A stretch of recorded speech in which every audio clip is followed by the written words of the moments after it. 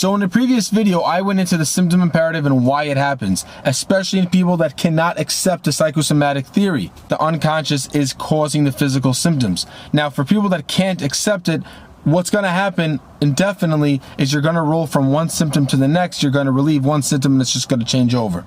Now, what's going to happen if someone actually accepts the treatment? He accepts the theory. He reads the Dr. Sarno's books. He might attend some lectures. He might actually see his lectures on YouTube. What's going to happen then? Can the symptom imperative still be a stumbling block? And the answer is it can. And it's very important that people know about this. As Dr. Sarno mentions in his books, it happens to people even if they're going through treatment. Me personally, I was going through chronic neck pain. I was reading through the books, and as I was gaining an understanding and accepting this whole theory, which made a lot of sense, I started developing middle back pain. Then that went away. And then I started getting knee pain and then shin pain. So the pain can also shift even if you're doing everything right. Even if you're going through treatment, you could still be experiencing pain. You have to know that, because if you don't, you might get bogged down. You might say, oh, this is crazy. This doesn't really make sense. I'm just going to throw the whole thing in the garbage. But part of what the unconscious region of the mind is doing is that it's still holding on to the physical symptoms because it's continuing to distract you.